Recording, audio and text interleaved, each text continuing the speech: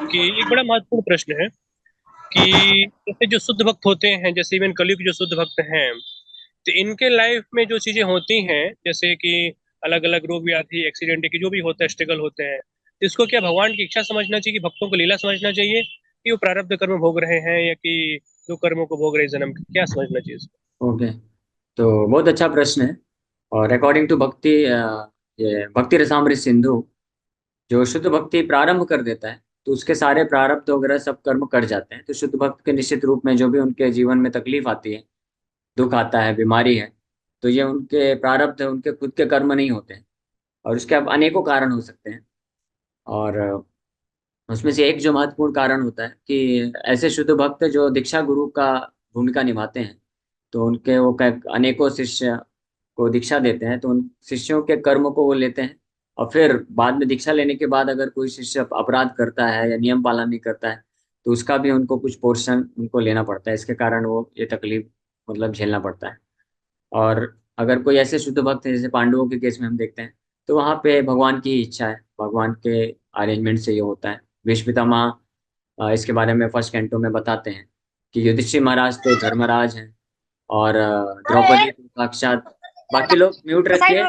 सुधा माता जी म्यूट रखिए। द्रौपदी साक्षात goddess of Fortune, Arjun constant companion of Lord Krishna. इस तरह से पांचों पांडव शुद्ध भक्त हैं, कुंती महारानी शुद्ध भक्त हैं। तो उनके जीवन में ये सब क्यों आया तकलीफ? तो उसका कारण भीष्म पितामह बताते हैं कि काल लेना, काल के कारण। और काल कौन है? ये स्वयं ये कृष्ण ही काल के रूप में ये सब कार्य कर रहे हैं और उनके जीवन में ये सब लेके आ रहे हैं। तो क्यों कर रहे हैं? तो भीष्म पितामह बोलते हैं ये वही जानते हैं। भीष्म पितामह एक्सेप्ट कर लेते हैं कि ये जो परम भगवान हैं, कृष्ण कृष्ण जो यादव के रूप में भ्रमण कर रहे हैं हम सबके बीच में, किसी का मित्र बन जा रहे हैं, सखा बन जा रहे हैं, किसी का पुत्र बन रहे हैं, किसी का जो है संदेश वाहन के तरह कार्य करते हैं। लेकिन ये वास्तव में परम भगवान है, और ये कब क्या करना चाहते हैं, क्या करते हैं, कोई नहीं जानता है। तो ये भीष्म पितामह बताते हैं। तो शुद्ध भक्त तो ऐसे एक बार प्रभुपाद जी बहुत ही बीमारी की अवस्था में थे। तो वैद्य आया था, आयुर्वेदिक डॉक्टर। उसको आध्यात्म के बारे में भी ज्ञान था, ज्योतिष भी जानता था। तो वह आयुर्वेदिक डॉक्टर प्रोपा जी को बोलता है कि आपके बीमारी का जो कारण है वो ये है कि आप बहुत सारे जो आप म्लेच्छ और यवन आप शिष्य बना रहे हैं, इनके पाप को आपको लेना पड़ रहा है। और दूसरा प्रोपा जी को बोलते हैं कि आपके विग्रह का वहाँ पे ये लोग पूजा कर रहे हैं, उसके माध्यम से आप कर्म ट्रांसफर हो रहा है। तो प्रोपा जी बोले yes I know, this is the cause, ये कारण है। बट प्रोपा जी बोले but what can be done, इसके अलावा और कोई तरीका नहीं है इनके पापों को नष्ट करके इनको भक्ति में आगे प्रवृत्त करने के लिए। तो इससे हम समझ सकते हैं कि पाप, पिछले जन्मों के पाप होने के कारण कोई भक्ति नहीं कर सकता। इसलिए शुद्ध भक्त उसके जीवन में आते हैं, उसको कृपा करते हैं, उसको दीक्षा देते हैं, उसके कर्म को काटते हैं, और फिर उसको ताकि वो भक्ति में आगे बढ़ सके। तो शुद्ध भक्तों के जीवन में इस प्रकार के जो दुख है, ये उनके प्रारब्ध कर्म या पाप नहीं होते हैं। ओके। और कोई प्रश्न? Yes sir. हरे कृष्णा। प्रभु जी, एक और प्रश्न इससे संबंधित है कि जैसे प्रभुपाद जी शुद्ध भक्त हैं और बड़े बड़े महाराज शुद्ध भक्त होते हैं, ठीक? तो अगर भगवान के नाम का शुद्ध जप करते हैं, इसमें कोई डाउट नहीं है। तो शुद्ध नाम जप करने से कि पाप है कि जो भी कष्ट ले लेते हैं भक्तों के, शिष्यों के, तो कटते क्यों नहीं है? वो रिस्क है। एक्चुअली शुद्ध नाम लेने से अपना तो सब नष्ट हो जाता है, कट जाता है। लेकिन ये रिस्क दिया गया है। अपराध विशेष रूप से जो अपराध होते हैं वो नष्ट नहीं होते हैं। मतलब जो वैष्णव अपराध किए जाते हैं अगर शिष्यों के द्वारा, क्योंकि वैष्णव अपराध भी शिष्य लोग करते हैं। ये चैतन्य भागवत में चैतन्य महाप्रभु खुद इसको बोल्डली डिक्लेयर करके बोलते हैं कि अगर कोई वैष्णव के प्रति अपराध करता है तो उसको तो छोड़िए, उसके गुरु को भी नरक में जाना पड़ सकता है। इतना भयानक होता है। फिर बताते हैं महाप्रभु कि लेकिन अगर कोई शुद्ध वैष्णव, कोई गुरु शुद्ध वैष्णव है, बहुत एग्जॉल्टेड डिवोटी है, तो केवल अपने आप को बचा सकता है नरक में जाने से, लेकिन शिष्य को फिर भी जाना पड़ेगा वैष्णव अपराध के कारण। तो ये अपराध का कारण होता है। और रही बात पाप की भी, तो ज्यादातर भगवान जो है उसको नलीफाई कर देते हैं। लेकिन कुछ जो है प्रकट अवस्था में दिखाते हैं, उसके कुछ कारण बताए जाते हैं कि इस प्रकार से जब कोई गुरु होते हैं, शुद्ध वैष्णव होते हैं, तो अपने शिष्यों के कुछ कर्म को ज्यादातर भगवान भी काट देते हैं। कुछ कर्मों को जब इस रोग व्याधि सब के रूप में प्रदर्शित करते हैं, तो उसके माध्यम से गुरु जो शिष्य हैं वो सीरियस बन सके, ताकि समझ सकें और उनको अपॉर्चुनिटी मिल सके उनका सेवा करके लाभ उठाने के लिए। तो एक ये भी कारण बताया जाता है। जैसे माधवेंद्रपुरी अंतिम अवस्था में इस प्रकार से जो है जीवन किस प्रकार से वो शरीर छोड़े, तो उसके कारण ईश्वरपुरी को मौका मिला उनका जो है शारीरिक सेवा करके लाभ प्राप्त करने का। ठीक है, ओके। तो नेक्स्ट क्वेश्चन, हरे कृष्णा प्रभु जी। एक एक करके पहले मैं नाम बोलते जाता हूँ। तो प्रतिज्ञा माता जी ने पहले हाथ उठाया था का, गीता क्लास में भी क्लास क्वेश्चन था। तो आप सुन पा रही हैं प्रतिज्ञा माता जी? आपका प्रश्न आप पूछ सकती हैं। जी प्रभु जी, हरे कृष्णा, पंचांग प्रणाम प्रभु जी। हरे कृष्णा। प्रभु जी, मैंने चैट बॉक्स में तो पूछा है, पर मुझे बस थोड़ा सा आप उसके बारे में डिस्कस कर दीजिए।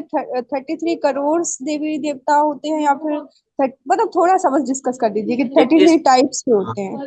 हाँ, कोटि का दोनों अर्थ होता है। कोटि का मतलब करोड़ भी होता है, और कोटि का अर्थ होता है टाइप्स। तो 33 कोटि जब बोला जाता है तो 33 प्रकार के देवी देवता होते हैं, और उसमें एक एक प्रकार में कई कितने भी नंबर्स हो सकते हैं, है ना। जस्ट लाइक ह्यूमन बींग्स के लिए बोला जाता है कि 4 लाख प्रकार की मनुष्य की प्रजातियां हैं। तो अब एक एक प्रजातियों में करोड़ों की संख्या में, तो देवी देवता भी काफी संख्या में 33 करोड़ से ज्यादा भी हो सकते हैं। और देवताओं के भी एक ही प्लेनेट नहीं है, कई प्लेनेट ना। गंधर्व भी देवता कहलाते हैं, किन्नर और ये क्या नाम है इनका, और जो देवराज इंद्र हैं इंद्रलोक में है, फिर चंद्रलोक में है, सूर्यलोक में है। यहाँ पे हर जो देवता लोग ही रहते हैं वास्तव में। तो केवल 33 करोड़ ही संख्या होगी, ये ऐसा जी प्रभु जी, जी प्रभु जी। लॉजिकल नहीं लगता। मतलब 33 टाइप्स के रहते हैं उसमें, फिर क्लासिफिकेशन होके कितने भी हो सकते हैं, मतलब हो हाँ सकता है 33 करोड़ से ज्यादा हो। हाँ, ज्यादा भी हो सकता जी ठीक है प्रभु जी। और प्रभु जी, एक छोटा सा प्रश्न और था। है। हाँ, पूछिए। वो प्रभु जी, उसके बारे में बस थोड़ा सा ही मुझे बताइएगा नॉलेज के लिए, कि शून्यवादी और मायावादी क्या सेम होते हैं या फिर अलग अलग होते हैं? अलग होते हैं, प्रभु मतलब जी क्या डिफरेंस? टेक्निकली थोड़ा सा डिफरेंस होता है, बट अगर प्रिंसिपली देखा जाए तो दोनों एक ही कैटेगरी के हैं। दोनों ही कृष्ण के जो है स्वरूप को नहीं मानना चाहते हैं। जी शून्यवादी जी मतलब जो बोलते हैं कि everything is null and void, मतलब कुछ भी नहीं है। एक्चुअली बहुत डीप है। शून्यवादी का मतलब एग्जैक्टली नल एंड वॉइड भी नहीं होता है। शून्यवादी मतलब दे डोंट एक्सेप्ट इंडिविजुअलिटी, वो व्यक्तिगत को नहीं स्वीकार करते हैं। They don't accept any individuality. ठीक है, अब इंडिविजुअलिटी का क्या अर्थ होता है हम लोग कभी और चर्चा करेंगे। और जो निराकार ये मायावादी होते हैं, they accept only single individuality.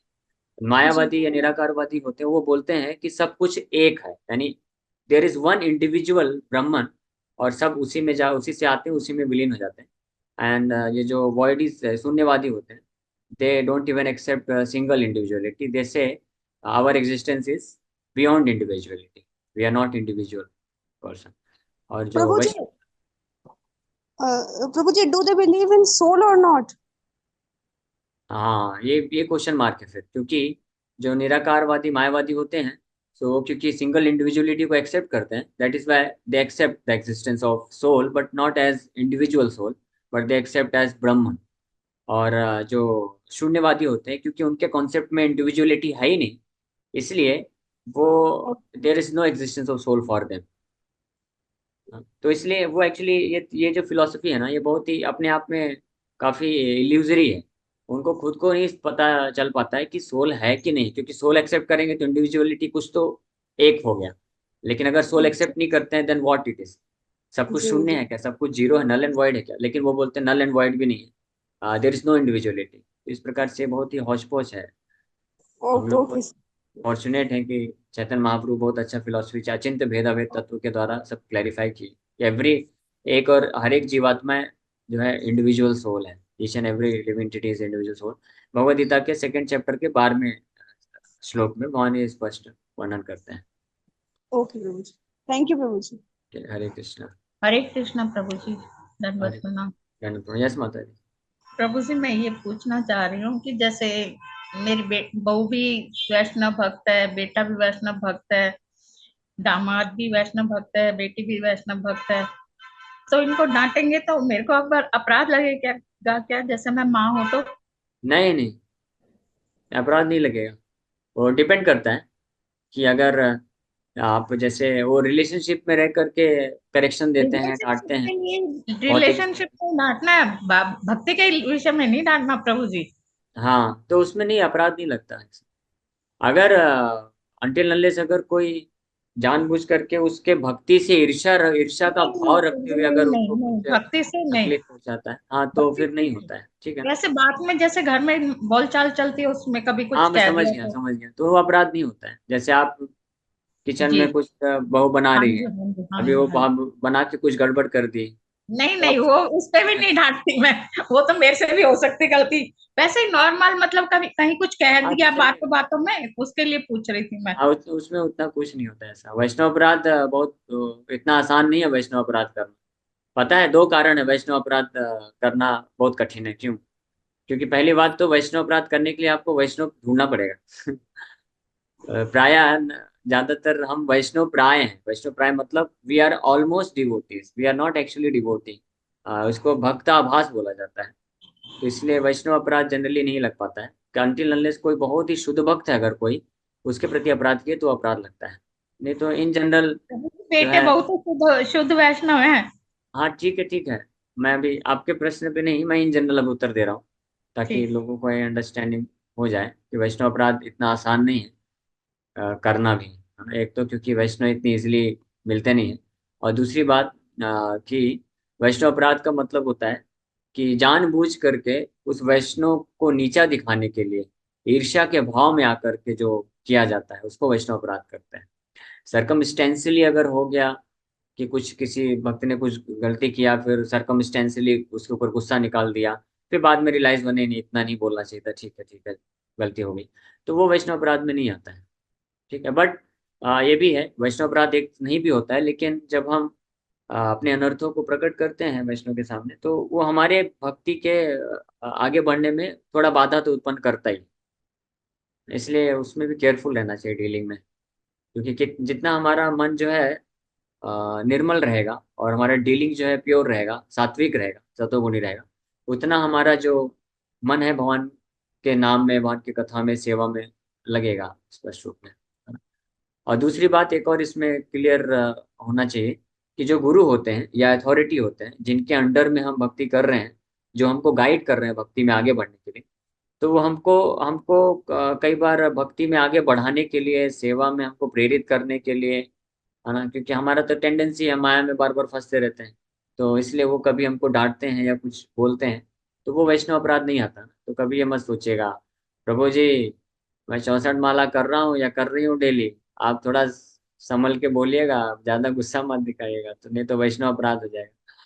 तो ऐसा मत सोचिएगा। एक बार एक वैष्णव ऐसे ही ऐसा बोल रहे थे दूसरे वैष्णव को, प्रभु mind mind yourself, you are trying to commit वैष्णव अपराध।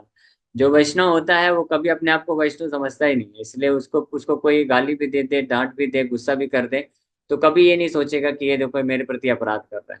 वो हमेशा हम्बल रहता है, विनम्र रहता है। आप हरिदास ठाकुर का एग्जाम्पल दें, उनको तो 22 बाजारों में कोड़ों से पीटा जा रहा है, फिर भी हरिदास ठाकुर अपराध नहीं लिए बिल्कुल। तो ये ओके। और कोई प्रश्न है किसी का? योगेश को आप कुछ पूछ रहे थे?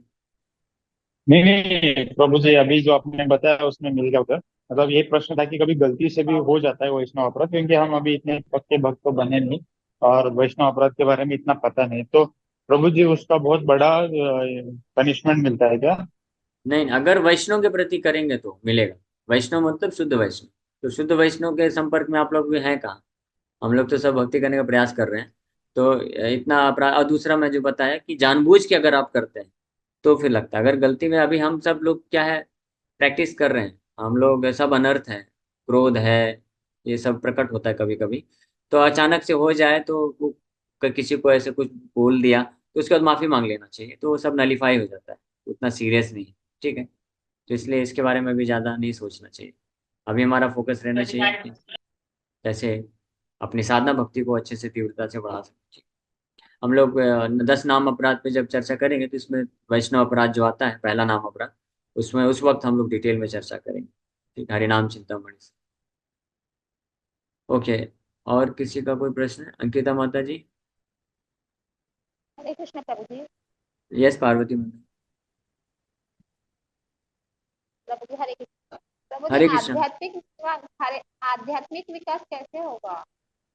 हाँ, बहुत अच्छा प्रश्न है, वेरी नाइस। ये प्रश्न उठना चाहिए सबके दिमाग में कि हम आध्यात्मिक प्रगति कैसे करें। This is the first class हाँ क्वेश्चन कि आध्यात्मिक जीवन में कैसे बढ़े। क्योंकि जब ये प्रश्न उठेगा ना, तो इसका मतलब उस भक्त के हृदय में इच्छा है कि हाँ, मुझे आगे बढ़ना है, मुझे बस एक जगह स्टक नहीं रह जाना है। हाँ ठीक है, हम लोग कथा सुन रहे हैं फॉर्मेलिटी के लिए, चलो चालू कर दो। प्रभु जी बोले भी हैं कि बस आप मोबाइल चालू करके रख दो। हाँ नहीं, जो भक्त प्रगति करना चाहेगा ना, तो वो फिर गंभीर होगा थोड़ा। वो सोचेगा कि नहीं नहीं, मुझे सुनना भी है अच्छे से, और सुन करके फिर समझना है, फिर उसको मुझे अप्लाई भी करना है। फिर जैसे माला जप का है कि 16 माला डेली जप करना है, तो फॉर्मेलिटी किसी के साथ भी कोई कर सकता है कि ट्रेन में चलते चलते कर दिया, किसी तरह से निपटा दिया। और कुछ करते करते, काम धंधा करते करते, कुकिंग करते करते नाम भी चल रहा है, एक हाथ में माला भी है और एक हाथ से कुकिंग भी चल रहा है, उसको कुकिंग जपा बोलते हैं। इसी तरह से शॉपिंग जपा होता है, न्यूज़पेपर जपा होता है, मोबाइल जपा होता है, व्हाट्सएप जपा होता है। ये अलग अलग कैटेगरी के जपा की तरीके टाइप्स निकल चुके हैं। तो इस प्रकार के जो जप करते हैं, ये जस्ट फॉर्मेलिटी हो जाती है। इसका मतलब वो भक्त गंभीर नहीं है। जो गंभीर भक्त है, जो चाहता है, इच्छा रखता है कि हाँ हमको विकास करना है आध्यात्मिक जीवन में, तब वो गंभीरता से लेगा। जी वो फिर सोचेगा हाँ, मुझे जल्दी सुबह उठ करके ध्यान पूर्वक पहले अपना 16 माला कंप्लीट करना है।